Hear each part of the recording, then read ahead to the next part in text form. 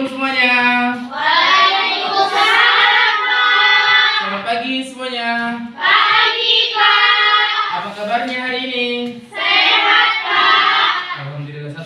Satu orang pimpin dulu doanya ketua kelas. Sebelum belajar, marilah kita berdoa menurut agama dan kepercayaan kita masing-masing. Berdoa dimulai. Baik anak-anak, ada yang masih ingat pembelajaran minggu lalu? Ada, Pak. Iya baik. Apa itu nak? Norma hukum tidak tertulis dan norma hukum tertulis. Iya baik. Hari ini kita bahas itu lagi, norma hukum tidak tertulis dan norma hukum tertulis. Baik, Bapak jelaskan dulu sedikit tentang norma hukum tertulis dan norma hukum tidak tertulis. Norma hukum tertulis adalah norma yang memang tertera atau ada dalam bentuk tulisan. Contohnya di dalam undang-undang ada satu contoh peraturan yang tidak membolehkan anak-anak di bawah umur untuk mengendarai sepeda motor, ya nak ya. Itu satu contoh norma hukum tertulis. Selain tujuan pembelajaran kalian mengenai norma hukum tertulis dan tidak tertulis adalah supaya kalian ngerti dan dapat membedakan tujuan norma hukum tertulis dan norma hukum tidak tertulis. Apa-apa saja contohnya, apa-apa saja contoh perilakunya, ciri-cirinya gimana, itu nanti hari ini kita bahas ya nak ya. Oke baiklah, kita masuk ke sesi diskusi. Bapak mau bagi dulu lembar untuk bahan diskusi kalian, tapi sebelum itu Bapak mau bagi dulu kelompok atau tim untuk diskusi. Kita sepakati dulu yang sebelah kanan yang cantik-cantik namanya kelompok kelompok 1 ya, sama kelompok tengah yang cantik-cantik namanya kelompok 2. Nah, kalau kelompok untuk diskusi kalian ya nak ya.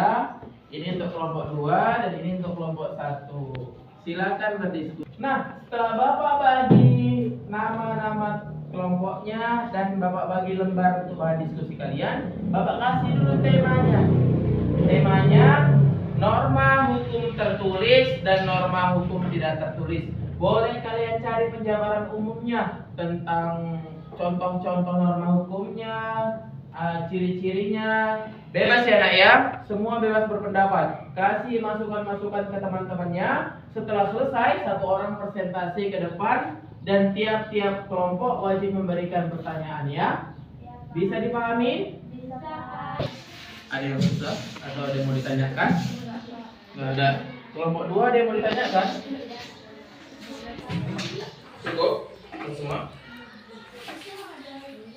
Kelompok 3, kenapa berisik waktu diskusi nak?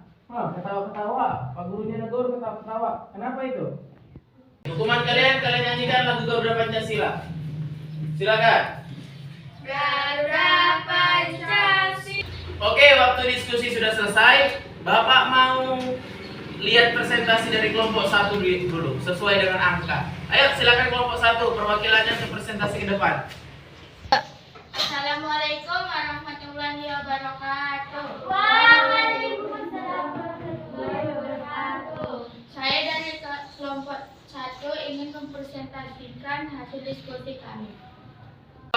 Apa yang dibacakan teman kalian di depan semua sudah paham? Sudah, Pak. Ada yang masih belum paham atau mau bertanya?